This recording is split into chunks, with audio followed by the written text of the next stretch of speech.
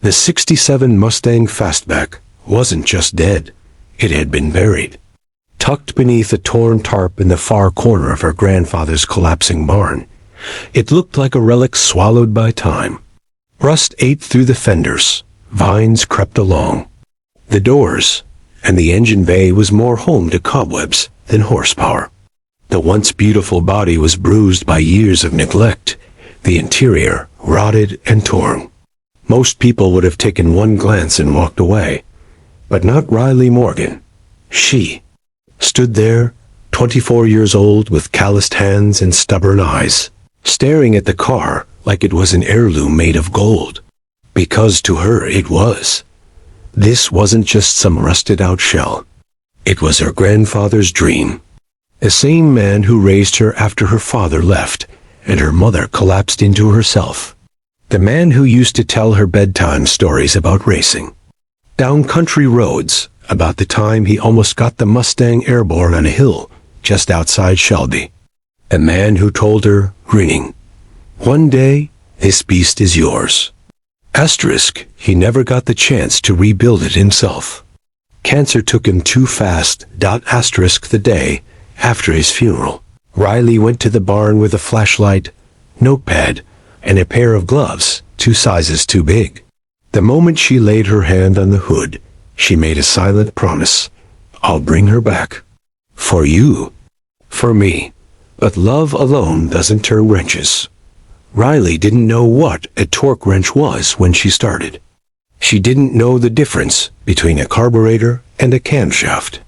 She was a barista with a YouTube tab open constantly on her cracked phone and oil-stained printouts covering her bedroom floor. Her first week of work was spent trying to loosen one rust-welded bolt on the engine block. She snapped the head off, then cried, then got back up.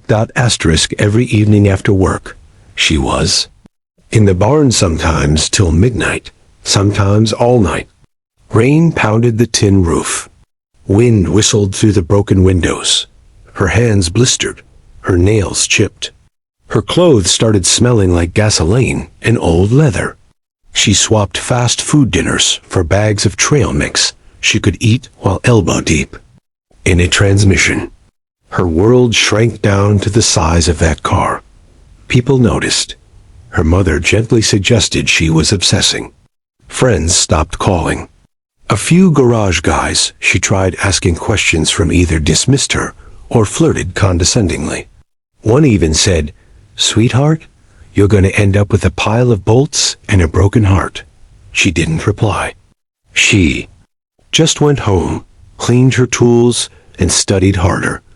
Asterisk, there were little victories. The day she managed to crank the stripped engine hoist by herself. The moment the rebuilt carburetor finally fit like a glove. The first time she heard the satisfying click of the ignition wiring making full contact. There were also setbacks. Replaced gaskets that leaked. Parts she ordered that didn't fit. Nights where frustration made her chuck a wrench across the barn and scream into the void. Asterisk, but she kept going. Asterisk, she learned how to weld, how to bleed brakes, how to sand down body panels and apply primer so evenly it looked like glass. She found junkyard treasures, got used to haggling with shady sellers, and once even drove 3 states away to pick up an original 67 gear shifter assembly. When her savings dipped low, she picked up extra shifts. When she doubted herself, she reread her grandfather's old journal covered in grease, filled with racing stats and scribbled notes like, "She roars like a demon in 3rd gear." Asterisk, finally, after 18 months, the car looked whole again. But looking wasn't enough. Asterisk, the final test came on a cold March morning. Her hands trembled as she turned the key. The barn was silent except for the click of the ignition. Nothing. Her heart sank. She tried again. This time, the engine coughed, sputtered, and caught. A low, choking growl filled the space, uneven and angry, like a lion roused from sleep. Smoke poured from the exhaust. Dust rained from the rafters. Riley didn't scream. She didn't even smile. She just sat behind the wheel, gripping it tight. As the machine came back to life, she had done it. Alone. But that wasn't the end. Asterisk in the journal. There was a page circled 3 times with her grandfather's messy scrawl. Shelby County Drag Meet, Bucket List. Asterisk Riley. Beside it she'd honor. That, too. Asterisk, it wasn't easy. A car ran, but it wasn't race-ready. The suspension needed tuning. The tires were cheap. Her brakes were functional, but not track-proven. She had no experience, no crew, no trailer. She drove the car to the track herself, praying it wouldn't overheat on the way. Asterisk, the Shelby County Drag Meet was old school. No fanfare, no sponsors. Just torque, sweat, and pride. Dozens of polished beasts lined the lot. Chargers, Camaros, a few imported monsters. When Riley pulled in, her Mustang wasn't the flashiest, but it had a story, and every dent she left visible on purpose. Asterisk, she stepped out in jeans and a basic helmet. No pit crew, no team shirt. Just her. Whispers started. Is she lost? Asterisk, whose car is that? Asterisk, she ain't racing that, is she? Asterisk, Riley ignored them. She signed up, paid cash, and waited for her slot. Asterisk, her first race was against a neon green Dodge Challenger, supercharged, loud. Its owner, a cocky guy named Trent, gave her a pitying look.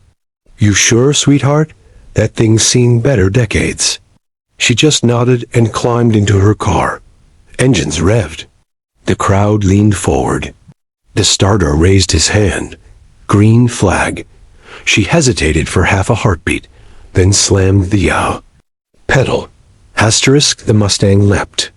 Not like the slick, polished beasts beside it, but with raw, violent power. She shifted like she had rehearsed 1,000 times. Perfectly timed. Tires squealed, smoke curled off the track, and for 6 blazing seconds, she was unstoppable. She won. By less than half a car length, but she won. Asterisk, the crowd was stunned. Trent was speechless. Someone near the stands muttered, no way she built that, but she had. Her next race? Another win. And another. Soon, people weren't laughing.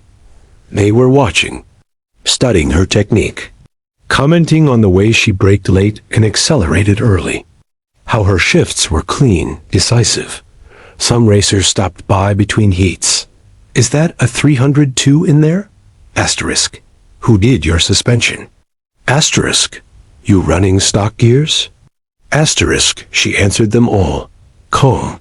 Confident. Like someone who had bled for every bolt on that car. Asterisk. By the time she reached the semifinals, she was a crowd favorite. People cheered when she rolled up. Cell phones filmed her every launch. Commentators, previously unsure what to say about the girl in the old Mustang, now praised her technical skill and fearless driving. Asterisk, the final race was at dusk.